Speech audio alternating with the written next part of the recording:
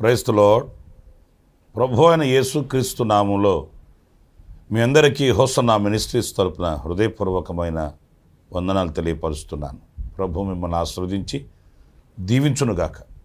విశేషమైన కృప ఈ దినమంతా నా ప్రభు మీకు అనుగ్రహించునుగాక.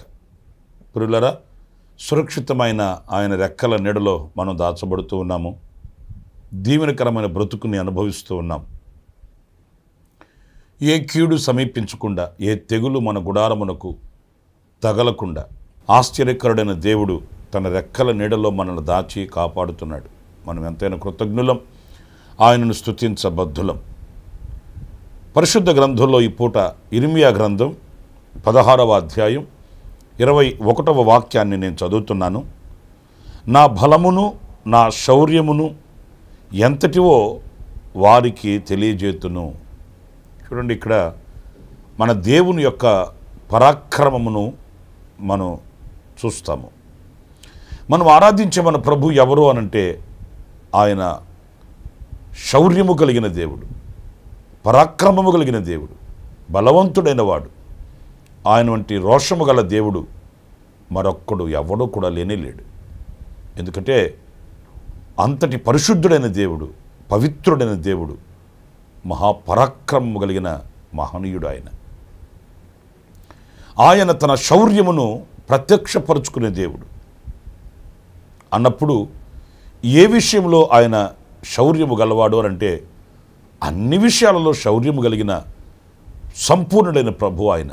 పరిశుద్ధ గ్రంథంలో చక్కటి మాట మనం చదువుతామండి. కీర్తనల గ్రంథం 24వ కీర్తన 8వ చరణాన్ని మనం చదివినప్పుడు, మహిమ గల ఈ రాజు ఎవడు?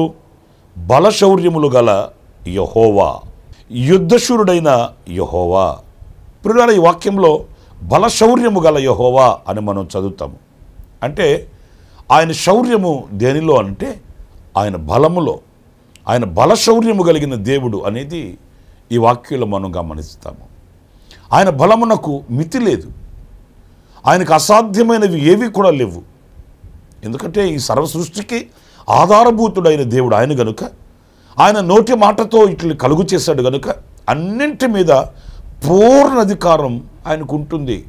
ఆయన శక్తి సంపన్నత కలిగిన దేవుడు, ఆయన బలశౌర్యము కలిగిన దేవుడు అనేది ఈ వాక్యములో మనకు స్పష్టమవుతుంది. చూడండి, కొన్ని సందర్భాలలో కొన్ని కార్యక్రమాలని మనం ఆశించినప్పుడు సందేహిస్తుంటాం. ఇది జరుగుతుందా, ఇది నెరవేరుతుందా, ఇది ఎలా మరి సంపూర్ణమవుతుంది, ఇలాంటి సందేహాలు మనల్ని వేధిస్తూ ఉంటాయి. కానీ దేవునితో పోల్చుకుంటే అవి ఏవి కూడా దేవునికి అసాధ్యమైనవి కావు. అబ్రహాం జీవితంలో ప్రభు అదే అడిగాడు.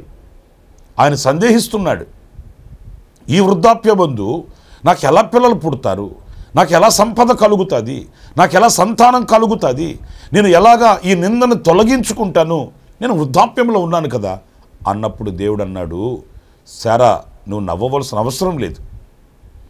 దేవునికి అసాధ్యమైనది ఏమైనా ఉన్నదా అని అడిగినప్పుడు మొదట నవ్విన అబ్రహాము కానివ్వండి, ఆ తర్వాత నవ్విన శారమ్మ కానివ్వండి, వాళ్ళు నివ్వెర్రపోయారు. నిజమే కదా, దేవునికి అసాధ్యమైనది ఏమున్నది? ఆయనకు సమస్తం సుసాధ్యమే. ఎందుకంటే ఆయన బలశౌర్యము కలిగిన దేవుడు. మీరు మరొక మాట కూడా నేను మీకు జ్ఞాపకం చేయాలి. ఐగుప్తులో ఇశ్రాయేలీయుల్ని ఫరో పంపడానికి ఇష్టపడలేదు. ఫరో అన్నాడు, అసలు యెహోవా ఎవడయా? ఆయన ఎవడో చెప్పాడని నేను మిమ్మల్ని విడిచిపెట్టాలని ఏంటి? అలా కుదరదు, నేను పంపను అని. ప్రియులారా, కానీ దేవుడు ఆ ఐగుప్తు రాజైన ఫరో ఎదుట మోషే కానివ్వండి, అహరోనులు కానివ్వండి, దైవ శక్తికి పాత్రలుగా వాడబడ్డప్పుడు దేవుని శక్తి అంటూ గమనించగలిగాడు, దేవుని శక్తి అంటూ గుర్తించగలిగాడు. ఫరో మోషే అహరోనులు పిలిచి అంటాడు, ఈసారి నేనును నా పనివారు ద్రోహకార్యం చేశాము, ద్రోహులమయ్యాము, మేము పాపం చేశాము, సర్వశక్తి కలిగిన దేవుని బలశౌర్యాన్ని మేము గుర్తించలేకపోయాం అని పశ్చాత్తాపడేటట్లు దేవుడు చేశాడండి. ప్రియులారా, ఆయనకి అసాధ్యమైనవి మనకు అసాధ్యమైనవి అన్నట్లుగా మనకు ఆయనకు పోల్చుకోకూడదు. ఆయనకి సమస్తం సాధ్యమే. ఏది చేయటకైనను ఆయన బలము కలిగిన దేవుడు. ఆయన రౌతులను నడిపించువాడు, రథములను నడిపించువాడు, ఆయన సైన్యములను ఆయన నడిపించువాడు. ఆయనకు అంత పూర్ణ బలం ఉన్నది కనుక ఆ బలశౌర్యమును ఆయన ఎప్పుడు మనకు మరుగు చేసేవాడు కాదు. ఆ బలశౌర్యమును ప్రత్యక్షపరుస్తాడు, మన కాంక్షలు నెరవేరుస్తాడు, మన ప్రార్థనలు అంగీకరిస్తాడు, మన ఎడల గొప్ప కార్యములు చేసే శక్తిగల దేవుడే మనం ఆరాధించే మన ప్రభువు. ఇంకొక మాట కూడా నేను మీకు జ్ఞాపకం చేస్తాను. అదేంటంటే యోబు గ్రంథం 12వ అధ్యాయం 13వ వాక్యం నేను చదువుతున్నాను. జ్ఞాన శౌర్యములు ఆయన యొద్ద ఉన్నవి. ప్రియులారా చూడండి, ఆయనట జ్ఞాన శౌర్యము గలవాడట. చూడండి, పరాక్రమం అందరికీ ఉంటుంది. ఎవరికి వాళ్ళకి తగిన దాంట్లో, వాళ్ళకి కలిగిన వాటిలో తమ పరాక్రమాన్ని చూపిస్తారు. పెద్దలు సామెత చెబుతుంటారు కదండి, 6 నెలలు కరసాము నేర్చుకొని మూలన్న ముసలమ్మను కొట్టాడంట. ఆడు పరాక్రమం అది. కానీ మన ప్రభు అలా కాదు. ఆయన బలశౌర్యము గలవాడు, రెండవదిగా జ్ఞాన శౌర్యము గలవాడు. అంత మితిలేని జ్ఞాన సంపద గలవాడు ఆయన, అనంత జ్ఞాని. అందుకే వాక్యంలో వ్రాయబడి ఉంది, మీలో ఎవరికైనా జ్ఞానం కొద్దువై ఉన్నాడలా నన్ను అడగండి అన్నాడు. ఎందుకంటే ఆయన అనుగ్రహించువాడు, ప్రసాదించు దేవుడు. ఆ జ్ఞానం ఎలాంటిది అనంటే లోకం ఇచ్చే జ్ఞానం వంటిది కాదండి. దైవ జ్ఞానం ఎలాంటిది, సులువుగా లోబడుతుంది, పవిత్రమైనది, మృదువైనది అని సత్యవాక్యం సెలవిస్తుంది. ఈ దైవ జ్ఞానం చేత లోక సంబంధమైన వాటిని మనం జయించగలుగుతాము, లోక సంబంధమైన వాటిని గెలవగలుగుతాము, విజయవంతమైన బ్రతుకుని మనం బ్రతకగలుగుతామండి. ఈరోజు ఆ దైవ జ్ఞానం లేక కుటుంబాలు ఆరిపోతున్నాయి. దైవ జ్ఞానం లేక జీవితాలు ఈ రోజున నాశన కోపానికి దిగజారిపోతున్నాయండి. లోకజ్ఞానం ఉండొచ్చు, కాదనట్లేదు, కానీ లోకజ్ఞానం మనకు పవిత్రతను నేర్పదు. నేను ఒక రోజున కర్నూలుకి మీటింగ్కి వెళుతూ మధ్యలో భోజనానికని ఒక హోటల్ దగ్గర ఆగానండి. మీకు ఆశ్చర్యమైన కార్యం చెప్తాను. భోజనంకి హోటల్ దగ్గర ఆగితే అక్కడ ఇంజనీరింగ్ స్టూడెంట్స్, కాలేజ్ పిల్లలండి, చిన్న పిల్లలు, యవనస్తులైన వాళ్ళు, ఇంజనీరింగ్ స్టూడెంట్స్, వాళ్ళు భోంచేసి ఆ హోటల్ బయట ఎదురుగా ఒక చెట్టు కింద నిల్చొని అందరూ సిగరెట్లు తాగుతున్నారండి. ఇంచుమించు ఒక 8-9 మంది పిల్లలు ఉన్నారు. 8-9 మంది పిల్లలు యవనస్తులైన వాళ్ళు, ఇంజనీరింగ్ స్టూడెంట్స్ అండి, సిగరెట్లు తాగుతారు. వాళ్ళ జ్ఞానం వాళ్ళకి ఏం నేర్పించింది? ఇది హానికరమైనది, ఇది క్షేమకరమైనది, ఇది పవిత్రమైనది, ఇది అపవిత్రమైనది అని కూడా గ్రహించలేని జ్ఞానం. ఇది లోక జ్ఞానం ఉండొచ్చు, కాదనట్లేదు. లోకజ్ఞానం పవిత్రతను నేర్పదు. దైవజ్ఞానం పవిత్రతను స్థాపిస్తుంది మనలో. సర్వశక్తి కలిగిన దేవునిని వెంబడింప నేర్పుతుంది దైవజ్ఞానం. ఆ దైవజ్ఞానం మనం ఆయన దగ్గర పొందుకోవాలి. పాఠ్య పుస్తకాలలో, చరిత్ర గ్రంథాలలో మనకు ఒకవేళ లోకజ్ఞానం దొరుకుతుందేమో, పరిశుద్ధ గ్రంథంలో దైవజ్ఞానం దొరుకుతుంది. దేవుని వాక్యాన్ని ధ్యానించినప్పుడు, ప్రభు సన్నిధిలో కనిపెట్టి ప్రార్థించినప్పుడు ఆ దైవ జ్ఞానం కృపతో మిళితమై మనకు అనుగ్రహింపబడుతుంది. ఆ దైవ జ్ఞానం మనం పొందుకోవాలి.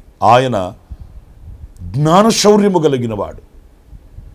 ఆయన జ్ఞానం మన బ్రతుకులలో ఒక వెలుగులా ప్రకాశించాలి. ఆనాడు మన బ్రతుకు తేదీప్యమానంగా ఉంటుంది. ప్రేమైన దేవుని బిడ్డలారా, ఏ ఆలోచన అయినా మనుషులను అడగకూడదు. మనుషుల జ్ఞానం మీద మనం ఆధారపడకూడదు. దైవ జ్ఞానం మీద మనం ఆధారపడి మన యావత్ జీవితంలో, వ్యక్తిగతంగా, వ్యాపార శైలిలో, ఉద్యోగపరంగా, విద్యాపరంగా, ఏ విషయంలోనైనా ఆయనను ఆలోచనిస్తే, యెషయా గ్రంథంలో మనం చదువుతామండి, నేను మీ మీద దృష్టి ఉంచి నేను మీకు ఆలోచన చెప్పేదను అని వ్రాయబడి ఉంది.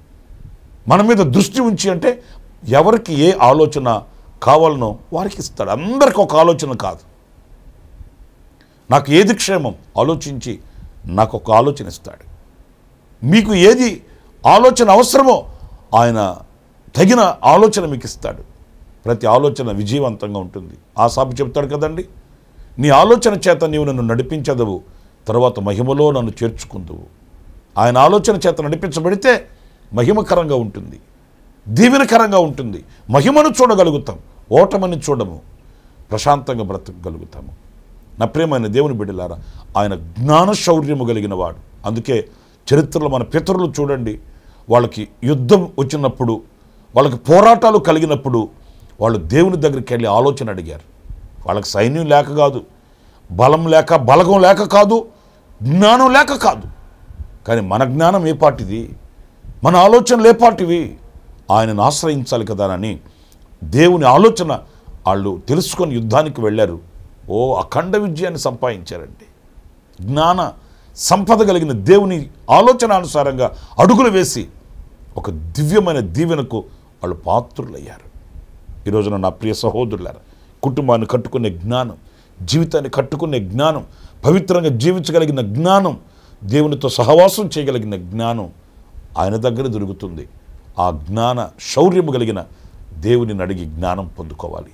అలాంటి కృప దేవుడు మనందరికీ అనుగ్రహించుగాక. తలలు వంచండి, చిన్న ప్రార్థన చేస్తాను. కృపా సత్య సంపూర్ణుడ జీవాధిపతి అయిన ప్రభువా, మీకు వందనాలు. మీరు బలశౌర్యము కలిగిన దేవుడు అని, జ్ఞాన శౌర్యము కలిగిన దేవుడు అని మీ లేఖనాలను మేము గ్రహిస్తూ వచ్చాము. అవును, మీరు అంతటి సంపద కలిగిన దేవుడు గనుక మీరే మాకు అనుగ్రహించాలి. మీ యొక్క బలశౌర్యమును బట్టి మాలో అద్భుతాలు మీరు చేయాలి.